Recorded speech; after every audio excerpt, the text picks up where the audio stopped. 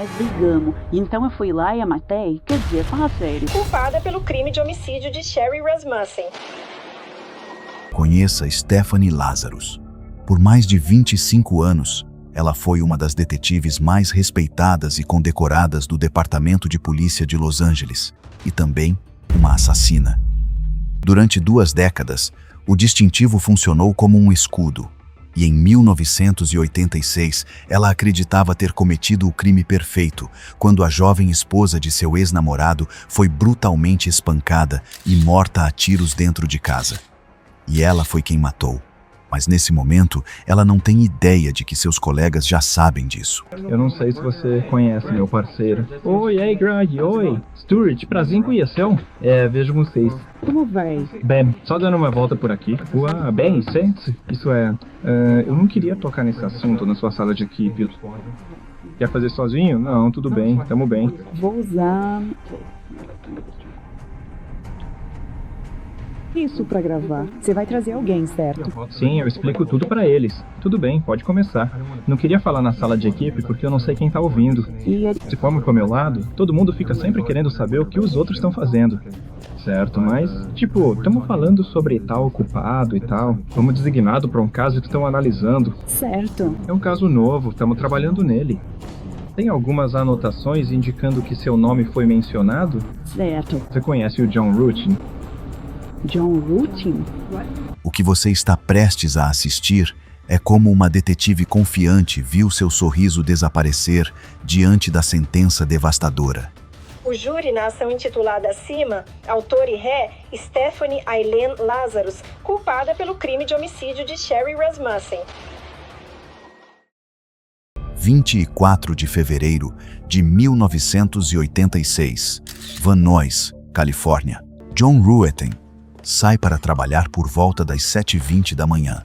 Sua esposa de apenas 3 meses, Sherry Rasmussen, de 29 anos, diretora de enfermagem em um hospital, ainda está decidindo se vai conseguir ir ao trabalho naquele dia.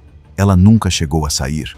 Ao meio-dia, um vizinho percebe o portão da garagem aberto, sem nenhum carro dentro. Preocupado, John liga para casa, mas ninguém atende. Ele liga para o hospital e a secretária avisa que Sherry também não apareceu por lá. Ele disca de novo e de novo. Ninguém atende.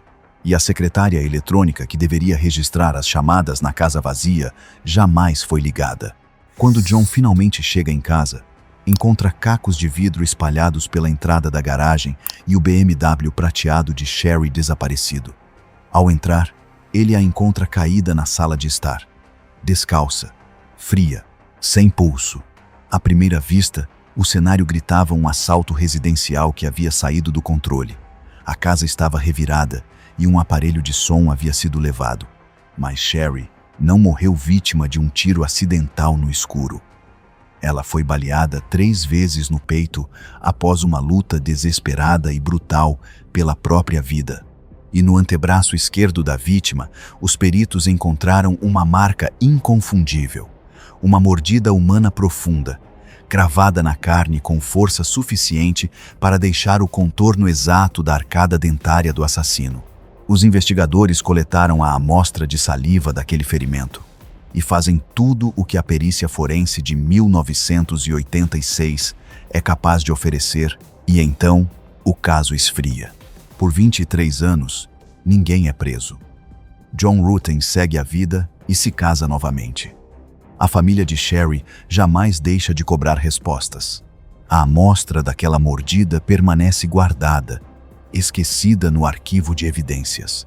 Enquanto, dentro do próprio Departamento de Polícia de Los Angeles, uma investigadora segue construindo uma carreira impecável. Em 2009, a Divisão de Casos Arquivados finalmente submete aquele DNA antigo a uma busca genética avançada. O resultado não apontou para nenhum assaltante de rua, apontou para dentro da própria polícia. O nome dela é Stephanie Lazarus, e ela não faz a menor ideia da emboscada que a espera. O que torna este caso diferente de quase tudo já registrado na história criminal é o plano que os investigadores montam a seguir. Eles não vão encurralar Stephanie com acusações diretas. Eles vão chamar lá para uma sala reservada, fingir que mal entendem o que estão investigando e observar até onde uma veterana de 25 anos de farda é capaz de ir quando não percebe que as portas já estão trancadas ao seu redor.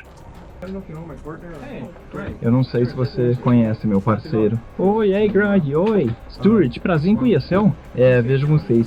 Como vai? Bem, só dando uma volta por aqui. Bem, isso é...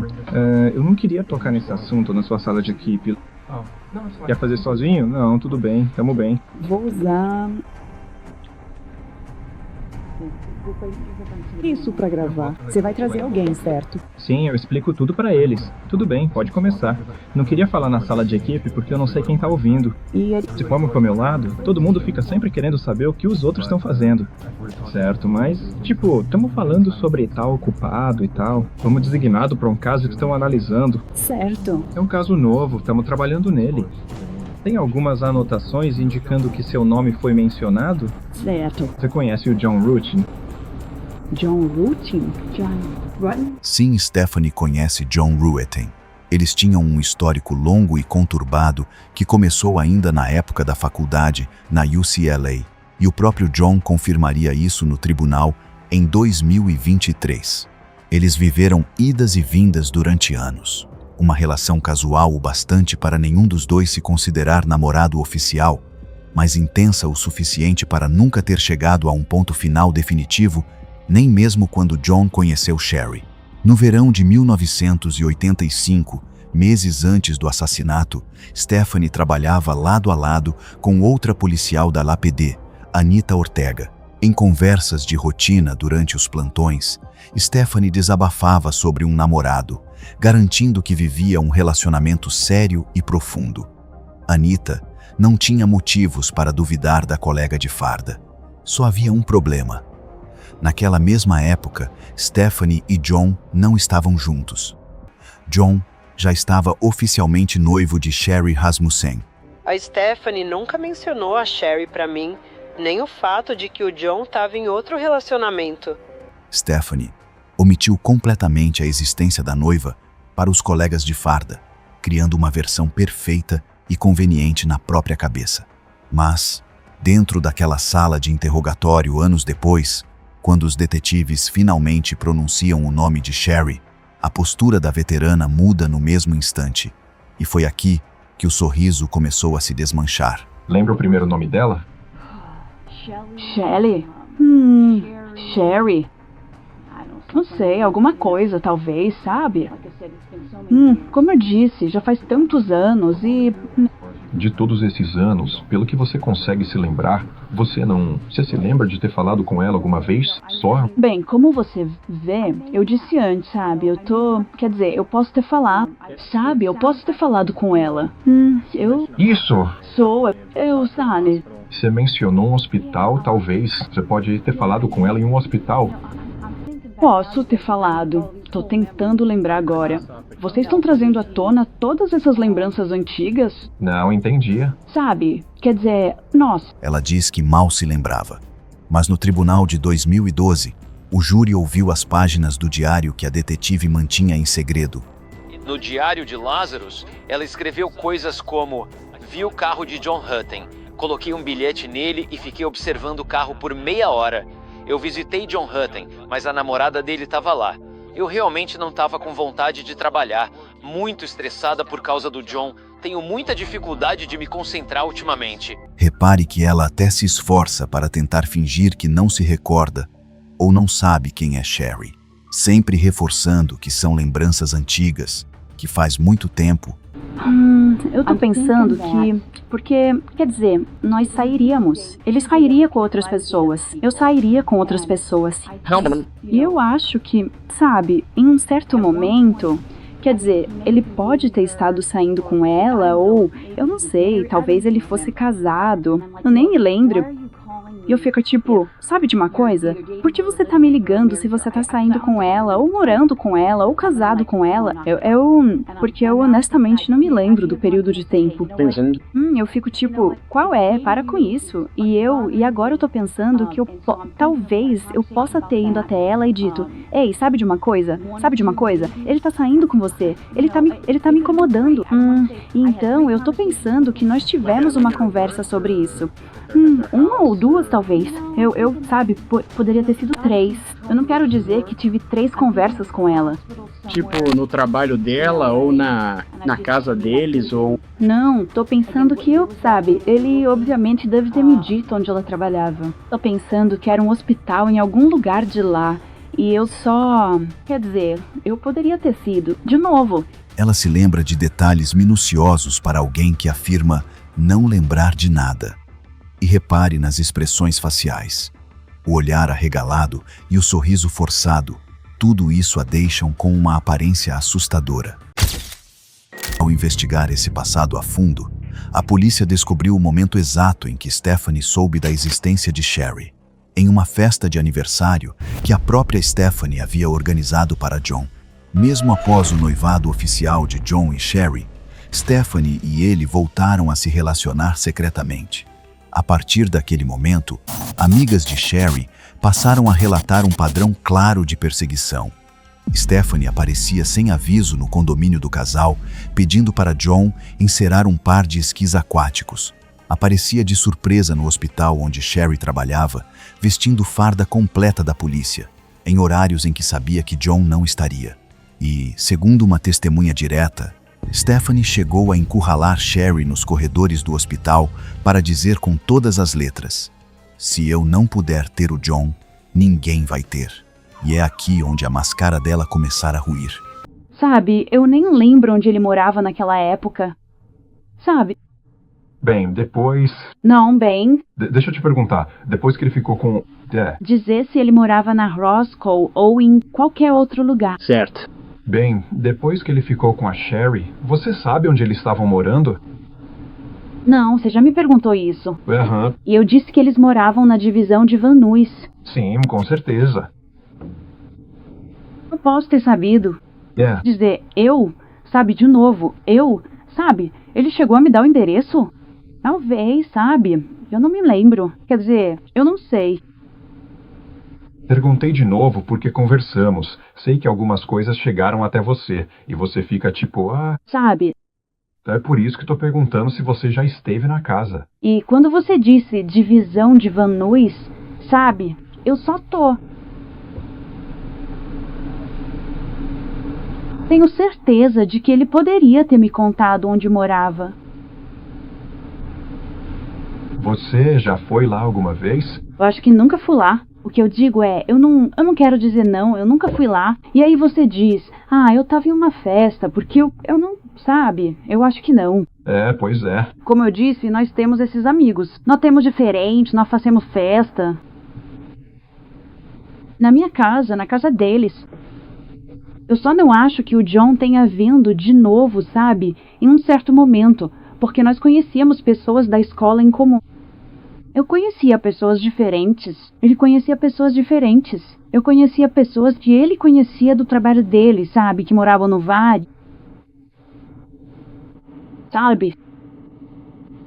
Então, quanto a eventos sociais ou qualquer coisa, digo, você não tem certeza se já esteve na casa.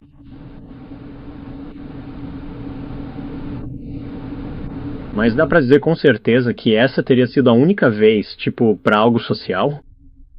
Sim, se eu fui lá pra algo social, sim. Porque eu sei que você foi falar com ela no hospital a respeito desse problema com o John. Sabe, tipo, o que vai acontecer aqui com isso? Mas isso teria se estendido até a casa dela quando você foi falar com ela pra dizer, ei, sabe de uma coisa? Eu nem sei se eu sabia onde eles moravam. Sabe, é isso que eu tô dizendo. Eu não, se eu soubesse onde eles moravam e tivesse estado lá, se fosse para algo social, eu saberia. E não consigo nem dizer quantas vezes a vi pessoalmente. Sabe, ele morava na Moscou. Eu cheguei a ver lá? Eu não sei. Quer dizer, talvez eu a tenha visto no apartamento dele na Roscoe. Talvez eu a tenha conhecido lá.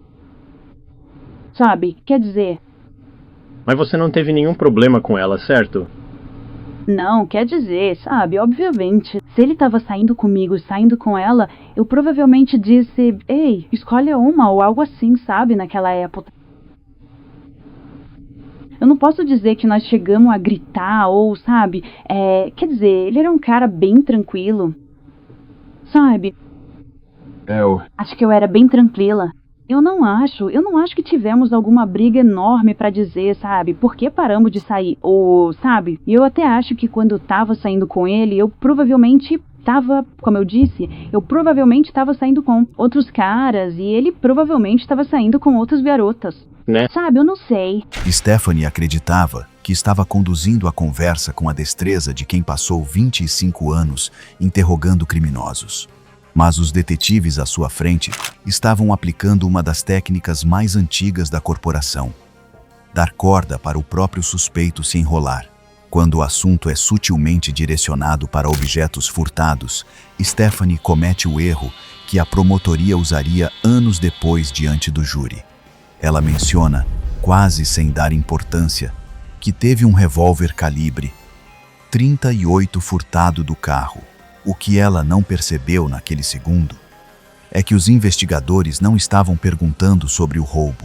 Eles já tinham em mãos o boletim de ocorrência registrado pela própria detetive, protocolado exatamente 13 dias após a morte de Sherry.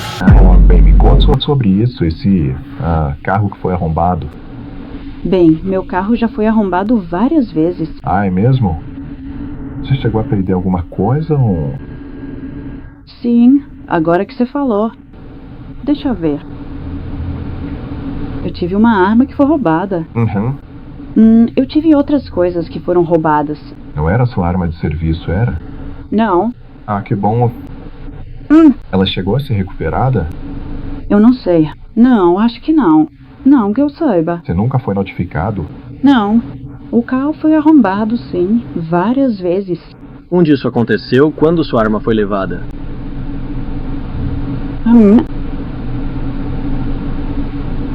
Tô tentando me lembrar. Tenho certeza de que vocês devem saber. O vidro do seu carro é quebrado, sua arma é roubada e você não sabe onde isso aconteceu? É sério? Para uma detetive que se orgulhava de lembrar de detalhes de décadas atrás, esse lapso de memória sobre o desaparecimento de um revólver calibre .38, a exata arma usada para tirar a vida de Sherry, não era distração. Era a tentativa desesperada de se distanciar da arma do crime. E é logo após esse beco sem saída que os investigadores lançam a cartada final. A pergunta que faz toda a postura relaxada de Stephanie desmoronar em segundos. Agora, o que gostaríamos de fazer é, obviamente você sabe sobre todas as coisas de DNA e natureza que, sabe, são feitas em casos hoje em dia.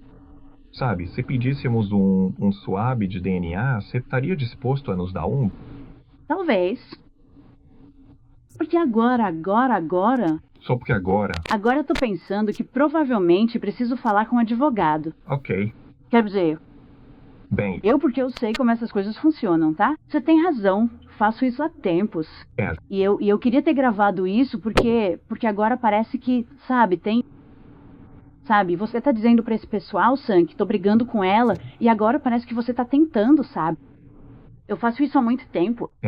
Tá? Isso. E agora quase parece que você tá tentando colocar a culpa em mim. Não. Eu tive essa impressão. Nesses casos, você sabe tão bem quanto eu. Nosso trabalho é identificar e eliminar suspeitos. Eu não acredito nisso. Então, se formos diretos e pedirmos uma amostra de DNA, um swab bucal, para que possamos te identificar ou eliminar, você estaria disposto a fazer isso? Talvez. Bem... Por que eu sei disso? Bem, é nesse ponto que estamos. Digo, porque agora, analisando as evidências, sabe, é possível que tenhamos algum DNA no local. Isso é ótimo. E vamos fazer o que pudermos para tentar montar esse quebra-cabeça. E seu nome está no livro. Essas pessoas estão apontando para você por algum motivo. A ironia dessa cena é que o pedido de DNA era pura encenação. Os detetives já tinham a resposta semanas antes de Stephanie puxar aquela cadeira. Em 2005, A analista forense Jennifer Francis desarquivou o caso de 1986 e percebeu que a amostra da mordida havia sumido do sistema principal. Após meses de buscas, ela localizou o tubo de ensaio intacto no freezer de um necrotério da cidade. Mesmo com o material preservado por quase 2 décadas, o caso ainda permaneceu travado por mais 4 anos dentro da própria corporação. Foi preciso uma nova equipe de homicídios assumir o processo para que o silêncio finalmente caísse. Em vez de alertar a veterana, esses detetives montaram uma operação de vigilância secreta. Eles seguiram Stephanie pelas ruas, recolheram um copo com saliva descartado por ela em uma lixeira e confirmaram o laudo genético. O DNA batia com a mordida no braço de Sherry. Quando Stephanie hesita na sala e diz que precisa de um advogado, ela acredita que está ganhando tempo. Sabe, se a gente te pedisse um teste de DNA, você estaria disposto a fazer um? Talvez. Porque agora... Só porque agora... Agora eu tô pensando que provavelmente preciso falar com um advogado. Certo. Quer dizer... Bem... Eu sei como essas coisas funcionam. Não me leve a mal. Tem razão, faço isso faz tempo. É. E eu queria ter gravado isso porque agora parece que... Sabe, você tá dizendo pra essas pessoas, digamos que eu tô brigando com ela, e agora parece que você tá tentando, sabe? Eu faço isso há muito tempo. A gente sabe. Entendeu? E agora quase parece que você tá tentando colocar a culpa em mim. Não, Eu tive essa impressão. Na realidade, ela já estava condenada pela própria biologia. Seria irresponsável da nossa parte não analisar isso. Eu sei, vocês têm que fazer o trabalho de vocês. Certo. E acho que vou ter que entrar em contato com alguém, então. Justa. Quer dizer, porque eu sei como essas coisas funcionam. É. Quer dizer, eu simplesmente não consigo acreditar. Eu só... Nós entendemos. Se estivéssemos na sua posição, sentiríamos o mesmo. Eu simplesmente não consigo nem acreditar. Quer dizer, é solo. Tô chocado. Tô muito chocado. Certo. Que alguém estaria dizendo que eu fiz isso. Quer dizer, nós brigamos. E então eu fui lá e a matei. Quer dizer, fala sério. Bem. Isso é... Certo. Tudo bem. Bem, obrigado por me dar a cortesia de gravar isso. Obrigado pelo seu tempo. Sim, obrigado. Tudo bem, Stephanie. O detalhe mais impressionante é que, ao tentar ridicularizar a investigação dizendo "Agora vocês estão dizendo que eu tive uma briga e fui lá e matei ela", Stephanie descreveu exatamente a dinâmica do crime. Sem perceber, a assassina resumiu em uma única frase o que a perícia levou 23 anos para provar. Ela acreditava que, por não estar algemada, poderia simplesmente se levantar, sair pelo corredor e voltar para a sua rotina na corporação. Menos de 2 minutos depois, a encenação de calma acabou. Stephanie foi interceptada no corredor pelos próprios colegas de farda. Ouviu os direitos de Miranda e retornou àquela mesma sala com as mãos presas atrás das costas. Eu disse, você tá brincando, só pode estar brincando. Um policial cometeu esse crime. Eu não consegui imaginar isso.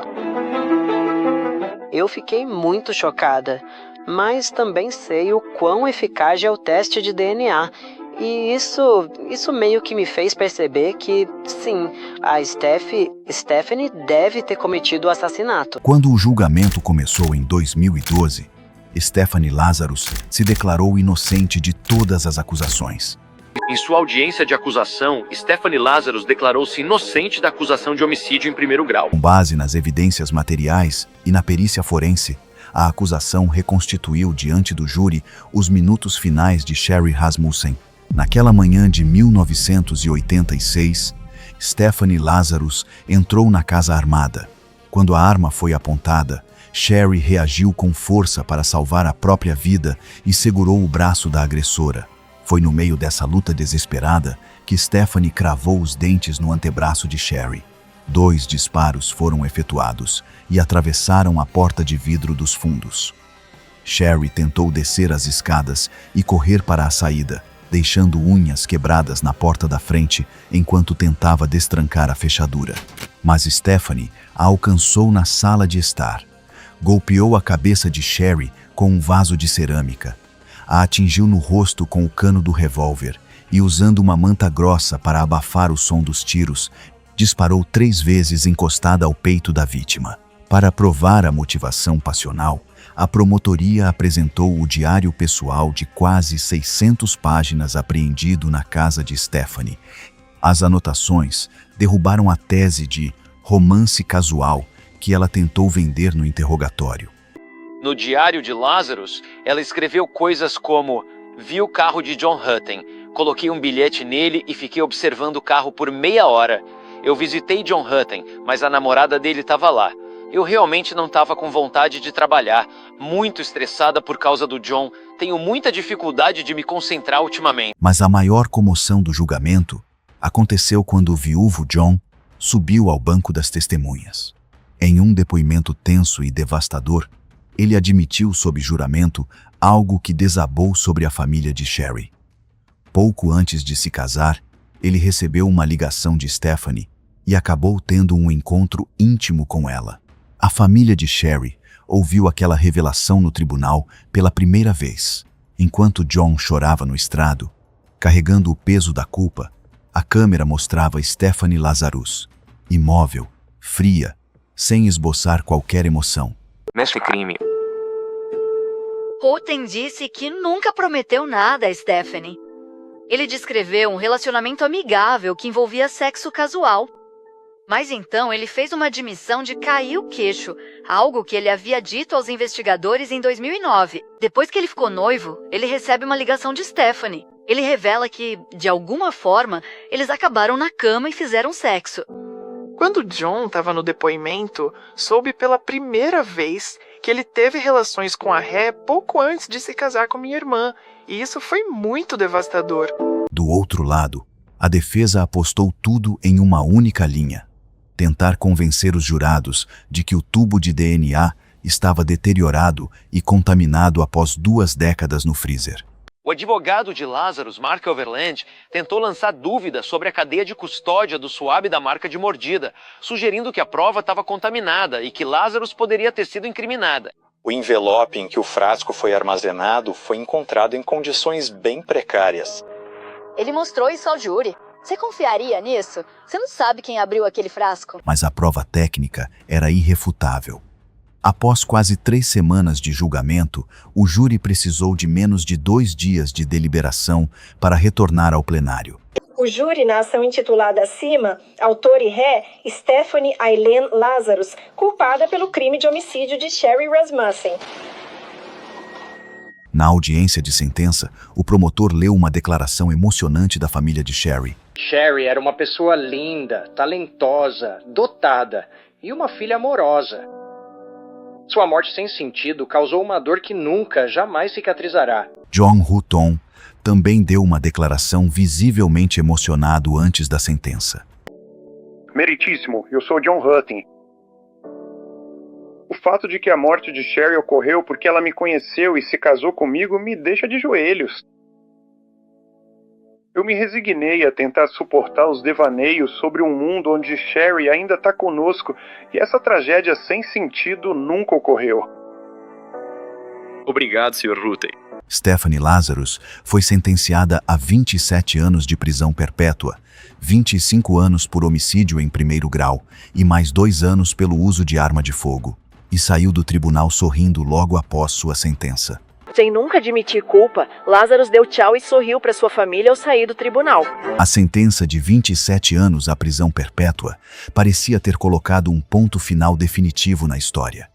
Mas em novembro de 2023, o caso voltou a chocar o país com um desfecho inacreditável. Valendo-se de uma nova legislação da Califórnia para infratores jovens, já que tinha 25 anos quando puxou o gatilho em 1986, Stephanie Lazarus sentou-se perante o Comitê de Liberdade Condicional. Pela primeira vez em quase 40 anos, depois de esgotar todos os recursos possíveis e negar o crime a vida inteira, a ex-detetive finalmente confessou: "Me dá náuseas até hoje saber que fiz um juramento de proteger e servir, e tirei a vida de Sherry Rasmussen. Tudo o que eu pensava na época era em sair dali antes da polícia chegar." Qual foi a sua reação ao saber que ela recebeu essa liberdade condicional? Foi um erro judiciário. Numa decisão que gerou revolta nacional e desespero na família da vítima, o painel inicial concedeu a liberdade condicional para Stephanie, a mulher que executou a esposa do ex-namorado e escondeu o crime sob uma farda por mais de 2 décadas, estava a um passo de caminhar livre pelas ruas.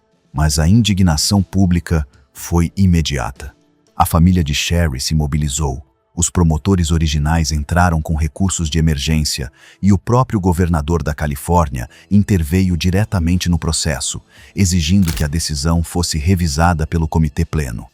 Em uma audiência de acompanhamento com o Conselho de Liberdade Condicional completo, os apoiadores de Sherry compareceram em peso para argumentar contra a soltura de Lazarus. Moderador, agora ouviremos os oradores que se opõem a Stephanie Lazarus. Ela enganou e mentiu para todos por quase 40 anos.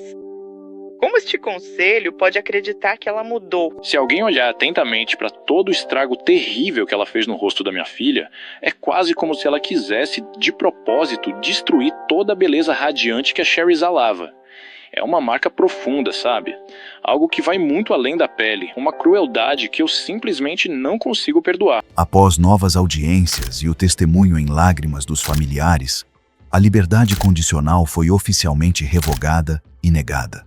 O comitê concluiu que Stephanie continuava minimizando a brutalidade da agressão e não demonstrava remorso genuíno. Aos 64 anos de idade, Stephanie Lazarus permanece trancada em uma cela da Instituição Correcional Feminina de Corona, na Califórnia. A arma do crime nunca foi encontrada. E o DNA, que finalmente colocou um ponto final nessa farsa, passou 23 anos guardado no mesmo prédio onde Stephanie trabalhava todos os dias, a apenas 2 andares de distância dos colegas que um dia iriam desmascará-la. O que mais impressiona você nessa história? O fato de uma detetive experiente fingir que não lembrava da mulher que destruiu por ciúmes, ou a ironia de que foi uma mordida na pele e não o distintivo dela o que finalmente revelou a verdade? Deixe sua opinião aqui nos comentários. Se você quer ver mais casos como esse dissecados passo a passo, inscreva-se no canal e confira o próximo vídeo na tela.